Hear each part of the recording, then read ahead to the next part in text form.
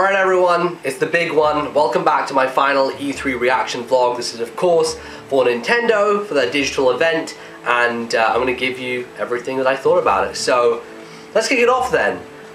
I, going into this, had tempered expectations, you know. I didn't want to get too excited, I didn't want to get too hyped because I knew that there was the promise of potential disappointment if they didn't have interesting stuff to show or new stuff or anything fresh in general.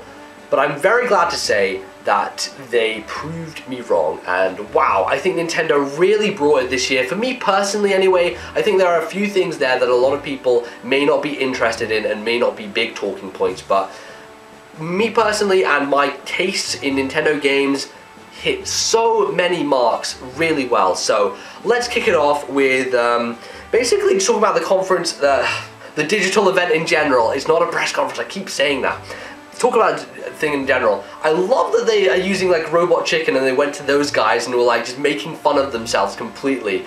I thought it was a hilarious way to open it. It was just so, like, I was shouting at the screen. I was like, what the fuck is going on this entire time? I was typing to Twitter like, this is insanity. What have Nintendo done? They are going nuts. And I really enjoyed it. I thought it was super creative and really funny. And then of course, after the Robot Chicken bit, they transitioned into Iwata versus Reggie in Smash Brothers, where they basically revealed that the Mii character is now a playable fighter in Smash Brothers games. And that's the first point, of course, where, you know, you're going to be able to take any Mii, put them in the game and play as them. And it's cool. I think they actually did a good job with this reveal, mainly because it was the Iwata versus Reggie thing. And then they kind of mentioned it's not just going to be a standard kind of one-note Mii thing. You can use different types of Mii. So there's going to be the Brawler, the Sword Fighter, and the Gunner. So one of them is just like fists pumping, one of them is using a sword, one of them is using like a laser beam. And I think it's really cool. I don't think the Mii is going to be one of those characters I play a lot of. I think I'll dip in and out, and you know, maybe sometimes I'll go look on, you know, online, find a QR code for a cool Mii, and pop it into the game and see what it's like to play with that. And I think that could be a lot of fun. Just kind of grudge match. I think people are going to have a lot of fun with the YouTube stuff, just doing grudge matches of Mii's versus one another. I think that's going to be really awesome. So that could be a cool thing. Moving on, they started talking about their kind of NFP stuff, their figurines. The figurines themselves look really nice, like they're really high quality as far as I can tell. They may be priced in that range as well, so it's a bit dangerous potentially for people if they're going to be spending a lot of money. But they didn't really give us too much of an insight into what these are going to do. They named the platform and they're going to call it Amiibos. So these statues are called Amiibo. God knows what that means, but it's Nintendo, their naming conventions. Can we really expect them to do anything different these days? They're just going to be crazy and do weird stuff. So it's called Amiibo. It's figurines. You put them as you look. This is a very good prop here. The Wii U gamepad has an NFP thing. This square thing here. This is an NFC detector, and you basically take the. Here, look. Here's an example. This is my Club Nintendo Leaf Trophy. So say this was a figure. You'd put this onto the gamepad, and voila, it pops into the game. And so far, all we know is that the ones that go into Smash Brothers, because it has compatibility with Smash, they just turn into AI fighters and they start fighting for you or against you. Does that help? No, I don't think it's really meaningful in any way, and until they kind of show us a way in which the Amiibos can be used for some actual interactivity and interesting gameplay, I'm not really sold. I mean, the figures look great, but it's not going to push me over the edge. I need more of a gameplay hook to make me go out and buy the figures. But they did say it's going to work across loads of different games. Apparently Mario Kart is going to work with it, and a few other things like the Yoshi game, which I'm going to move on to next. But yeah, seems interesting, but nothing concrete at this point in time, so we can't really give much of an opinion.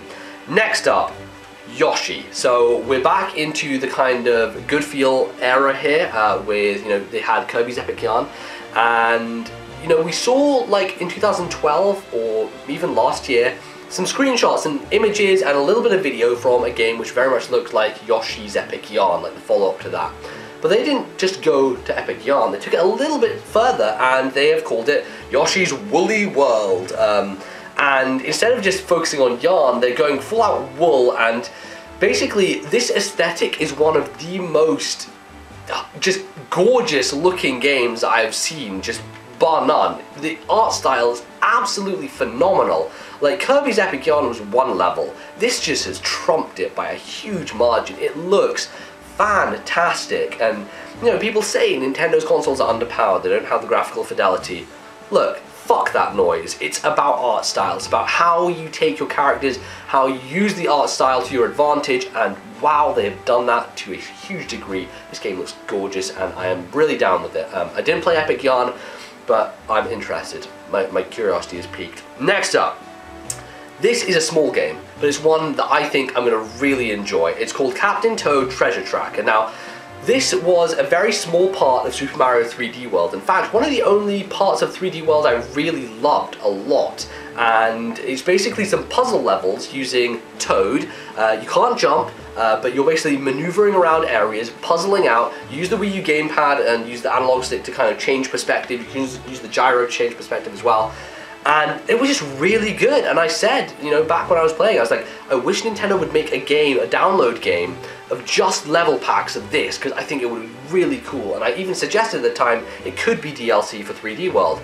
And what do you know, they answered my prayers. Like, this thing that I've asked for, it's here, which I'm super stoked about. I'm definitely going to be playing this. This is a 2014 thing. A lot of things are 2015 in this press digital event. And so this is a thing that is coming soon. It's going to be holiday. It's going to be November, I think. So good stuff. That is a big, big hit for me. A big thumbs up.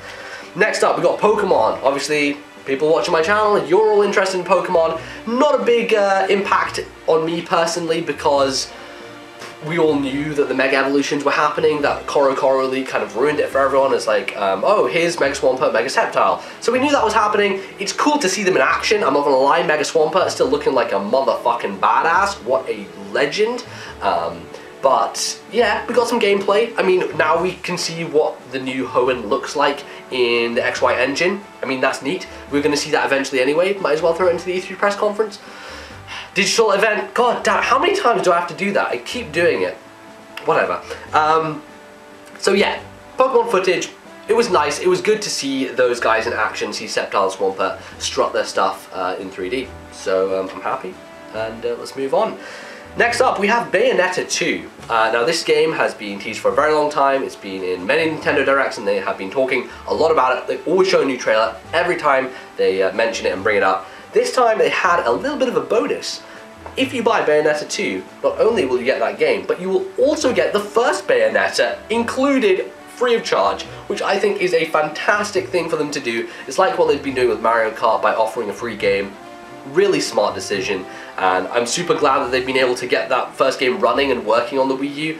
And yeah, it's great. It's great for people who are really going to get into that game. Of course, as I said before, I have Bayonetta. I have the first one on my shelf on PS3. Apparently that version is a bit screwed up, so maybe if I buy Bayonetta 2 and get into that one, we'll see, because then I have the original version on Wii U as well. So the other funny, interesting thing about that was they have given Nintendo costumes to Bayonetta, so now she's dressing up as Samus and as Peach and as Link. So leave that to the imagination, or you don't have to leave it to the imagination. You can go watch the video because it's there. It's real. It's real. Anyway, let's hit the big guns. Zelda.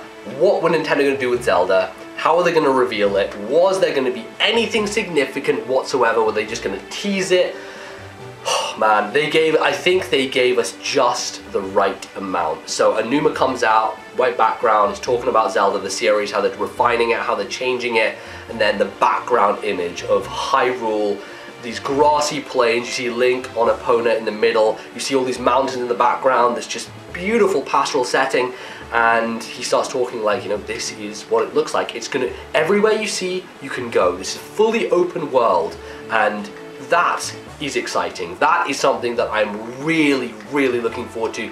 This has got me super hyped for the new Zelda game, and oh my goodness, oh, so good. And then after that, there was a little bit of a tease. You know, Link runs through the field away from this giant robot spider. It seems very techy, very kind of futuristic. I think that's going to be a bit of a theme going on here. And then Link jumps off the Epona, like pulls back his hood, rips out a fucking arrow, and the arrow is like technological as well, and it starts futuristically like evolving and blah blah blah, and then you see the face and it's like this anime look. I'm floored. That's all I need. That's all I needed to see. Wow, that single reveal is the best thing I've seen at E3. That's all I needed. So there you go, ladies and gentlemen. That was a thing. Moving on, more Zelda. We've got Hyrule Warriors, of course, some new characters announced. Midna, you got Zelda, and I think there's going to be some other ones coming pretty soon down the pipeline. There's a Dynasty Warriors game. Apparently there's going to be loads of characters. Maybe we're going to see Tingle. Like that. Still not something I'm really interested in, but I think it was really nice to see some more variants there and some more characters coming out. I'm a huge Midna fan. I like Wolf Link. Apart from those missions in Twilight Princess where you had to collect the fucking tears, no one likes those. Let's be honest. But I like that idea, and one of my things I want in Smash is Midna and Wolf Link. I think that would be a really cool thing to put into that game, but it's never happened. I don't think it will happen. But hey, you can play as Midna and Wolf Link in Hyrule Warriors instead. That's a good bonus, nice thing to do. Next up, a game that I'm really stoked about because I was a huge fan of the first one. Kirby and the Rainbow Curse, I believe its name is. It may have a different title in the UK, because the original game, Canvas Curse, I think it was called Power Paintbrush in the UK, which is a fucking terrible name. Canvas Curse is superior in every way. This is called Rainbow Curse. It is a Wii U game, and it's a follow-up to that DS classic. I am so excited for this, because Canvas Curse was one of those games that took the 2D platformer and just threw a spanner in the works. It used the touchscreen so well, it had really interesting level design and just this really awesome mechanic. Not only that, but this new game has another art style, which Nintendo they're kicking ass on the art style front. It's like a claymation look to it. Oh, really gorgeous. I'm really excited about this one. The first time I've been excited about a Kirby game since that original Canvas Curse, and wow, I'm so down for this. My god, this is a big announcement for me, and a lot of people are just going to brush it by and say, hey, it's another Kirby. This is a Kirby game you want to be looking out for, and I will tell you that for free. So moving onwards, after that shocker, we got a bit more of X, now known as Xenoblade Chronicles X. Not sure if I like the name. I think it's a little bit confusing because Xenoblade Chronicles already came out, and just adding an X to the end of it, I don't know. I don't think it really matters actually in the end, because the people who even know what Xenoblade Chronicles is are going to be the people buying this game anyway, so maybe marketing isn't a big deal or branding isn't a big deal. But new stuff from that, not really any gameplay, just a lot of cutscenes, a lot of story, and I'm fine with that. And the reason I'm fine with that is because at this moment in time, before they revealed this trailer, we didn't really know how much of a focus there would be on a single player story and a campaign, because they showed so much of multiplayer people dropping in and out and that kind of stuff. Now we have confirmation, yeah, there's going to be cutscenes, there's going to be dialogue, there's going to be all this good nonsense that was in Xenoblade, and I'm really excited for it. It's like huge epic scale, massive space battles, 2 giant planets. I think it's going to be Xenoblade times 10, just jacked up on steroids. It's going to be like the Mega Swampert to Xenoblade X to Xenoblade Original is like Swampert to Mega Swampert, just fucking jacked, you know what I'm saying? Oh, excited. I am really down for that, so looking forward to it. Next up, a thing that was leaked, which is of course Mario Maker. This was leaked a couple of days ago from people taking pictures on the show floor. Essentially, what it is you take the original Super Mario Brothers and interact with it straight away on the Wii U gamepad by taking your stylus and messing with all the stuff. Like, how big is the pipe? Or let's make it big. Or let's put some blocks here. Or let's add a mushroom.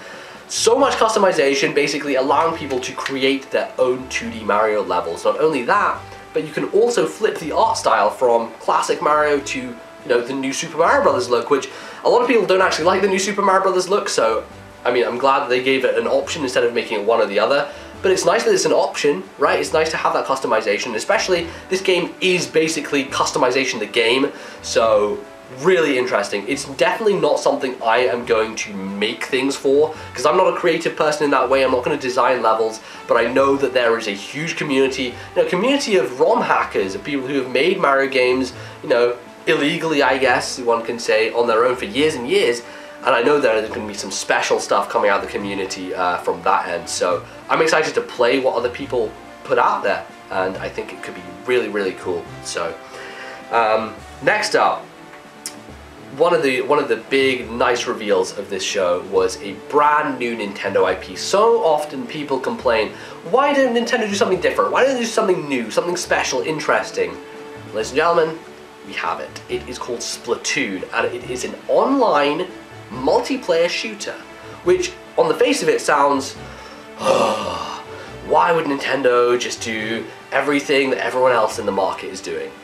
But I'll stop you there, because my God, this is different. This is, I love that they just take this concept of an online shooter and flip it on its head. It is, the idea behind Splatoon is essentially you're shooting ink to cover up the level, to cover up the map. And you can shoot at other players and that will kill them and send them back. But that's not the main focus. The main focus isn't on shooting other people. The main focus is on covering the level, spreading it with ink, and basically at the end of the game, the team which has the highest percentage of the map covered with their own colored ink wins the game. And I think that that is such a smart and innovative and interesting take on the genre, and I expect nothing less from Nintendo. You know, they do this where they take a genre and they mix it up and they put their own spin on it and make it something that is friendly to all ages and something that isn't super violent, and they have so many interesting things. You know, there's a thing where you can turn into a squid and run along the ink for extra traversal. Wow, I was really floored by this. And I think that a lot of people should be talking about this game, because everyone complains about no new Nintendo IP. Here's your fucking new IP, and wow, is it impressive. So there you go. That's a hell of a showstopper, and wow, I'm looking forward to it. 2015 again, but what isn't 2015 that's being unveiled at E3? I tell you what, it's the 2015 show, basically. So, wrapping it up, we're going to have a Smash Brothers sandwich, Mii Fighter at the very front, and then at the end, really cool animated scene between Link and between Pit from Kid Icarus. Don't know who worked on that, but that's a really cool animation. I liked it a lot. And then at the end, the reveal, Palutena from Kid Icarus is coming as a playable character into this game. I'm not surprised, because it's Sakurai. Sakurai's game is Kid Icarus. You know, during the Mii stuff and the Smash Brothers 3DS talk at the beginning, he showed a segment of the 3DS game where you rack up the difficulty, like the intensity gauge on Kid Icarus. You know, Sakurai loves his own games. He's going to put stuff from his own games in there. Palutena from his own game. So, really cool character. I'm super excited to see how she plays and all that good stuff. There may be some more Smash Brothers news coming out, because today there's going to be a roundtable in the evening, just focused on Smash Brothers, 90 minutes on Smash, so I think maybe some new characters there as well, a potential, but a really strong closer, something to get people excited, the hardcore fans, and what a boom. And then kind of a little post-credit sequence was Miyamoto sitting, playing some basically prototype Star Fox game, and that was announced. There's a Star Fox thing, it's some amorphous thing in development. It's nothing that's been kind of nailed down at this point, but he's working on 3 projects which are kind of all prototypes. I think they're at the show floor. That's not a huge thing. That was actually leaked like a couple of hours before that their digital event, but that was not really the focus. So it's cool that we got to see that, and we know that Miyamoto is working on new stuff, and it's pretty neat. But wow, overall, Nintendo have won it for me, and you know, and I'm always rooting for them, because they're the company that I enjoy their games the most. You know, I play games on every system, you know, every platform I own. I own a PS3, I own a PC, you know, I own a Vita, I own different companies' stuff. I play games from a wide variety of developers, publishers, everything.